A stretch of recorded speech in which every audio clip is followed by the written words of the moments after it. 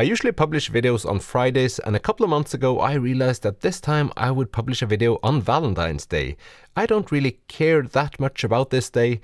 Maybe because I live in Norway, maybe because I'm a stubborn old man, who knows. But at least I found it to be a good opportunity to talk about love in the books I've read, and my favorite love stories. I sort of also realized that I don't tend to read that many love stories, but I'll try to explain what I talk about when I talk about love in these books. So let's get to it. And if I sound a little bit stuffy today, it's because I'm a little bit stuffy. So it's February. Hooray! We'll start this off in Sweden with A Man Called Ove by Fredrik Backman. So in this story we meet a man that has lost the love of his life and is now struggling to live on without her. And he sort of has to try and find meaning again, and he gets help from the outside and discovers other ways of loving people.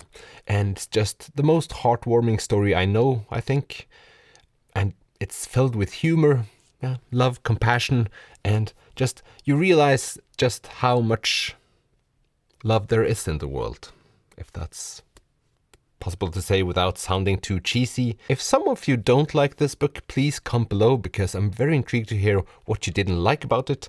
I can't imagine not liking this book, because Fredrik Backman tends to write books everyone would love, because it's just about the fundamental things in life, I guess. Yeah. So this is one of my favorite love stories.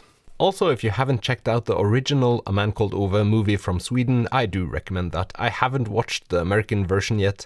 Probably won't for a while, because the Swedish one is perfect. Then I thought I'd go for something a little bit more unconventional. It's The Thursday Murder Club by Richard Osman. It's about crime-solving people living in a retirement village. And the reason why I wanted to pick this one up for this list is that the relationship between these older people, it's filled with a feeling of them caring a lot for each other, and they also talk about the loss of loved ones and loved ones not visiting enough and all that kind of stuff. But I just feel like it's filled with a compassion between the people living in that retirement village. Also, the crime-solving stuff is cool, but to me these books are all about the relationship between the main characters. They're all a little bit quirky, as we humans are, and they're all a bit different, and I just love this story for the main characters.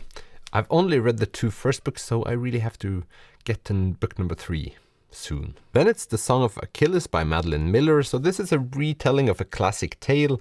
We get to discover the relationship between Patroclus and Achilles. These two are very much involved with each other, and I read this maybe 3 or 4 years ago. I do not remember that much about the story in itself. I just remember how good it felt reading about these two. I really felt the feelings they both had.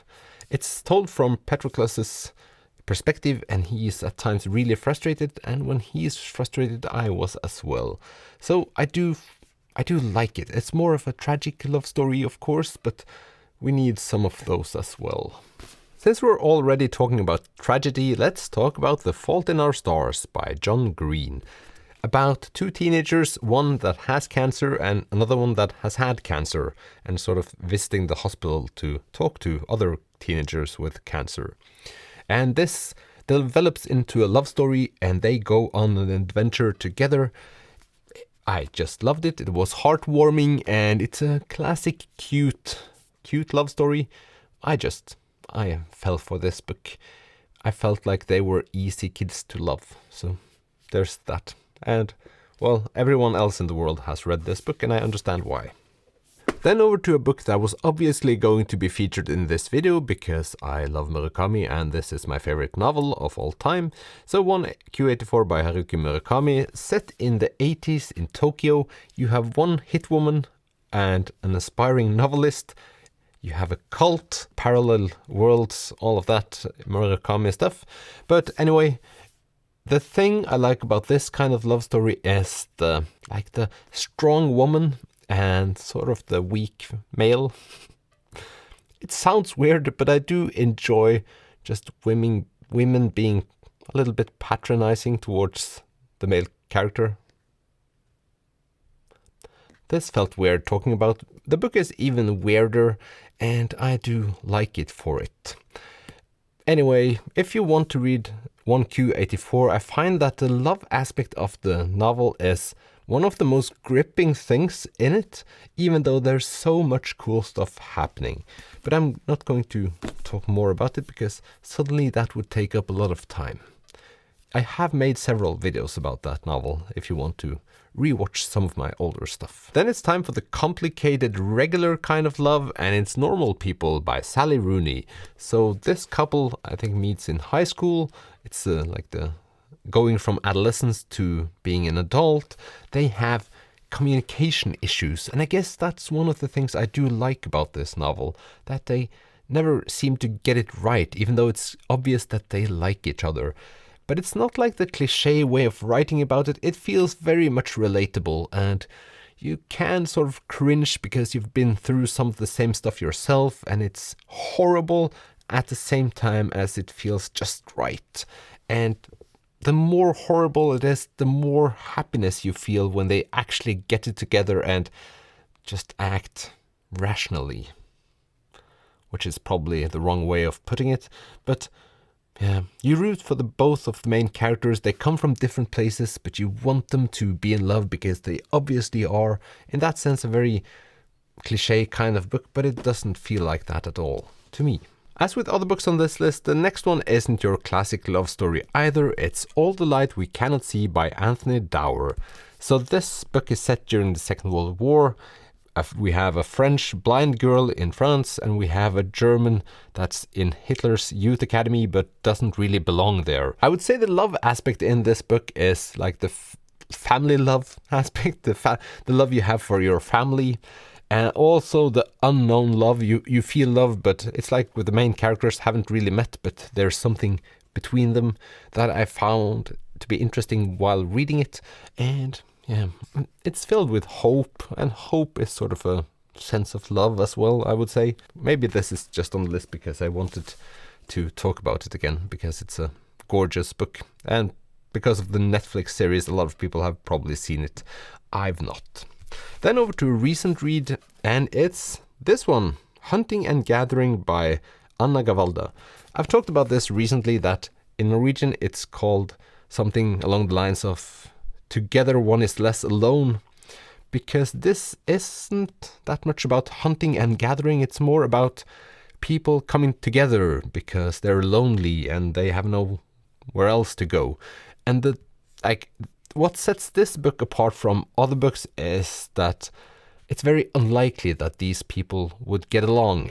And for a big part of this novel, it's quite long, they do not get along, obviously, because why would they? But they do. You have 3 people living together, first 2 boys, and then one of the guys just collected another girl because she was suffering from who knows, and then a grandmother comes into play.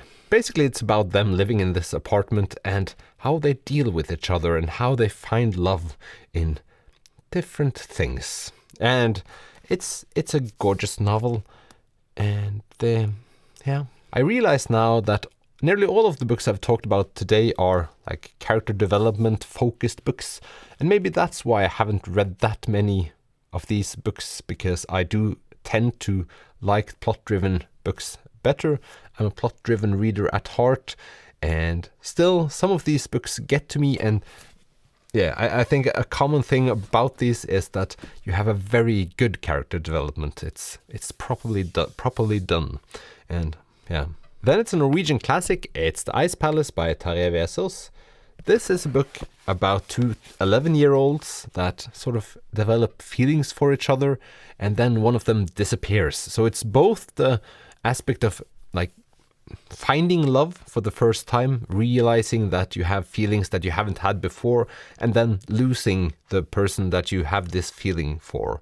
And it's beautifully written. And I have to reread this at some point, because just thinking about it now makes me sentimental. And I guess that's a job well done for this novel. I love Terje Vesaas in general, but this book has one scene I've created in my mind from reading a few paragraphs that has never left my mind. I think it's 4 years since I read this last, and it's just powerfully well written.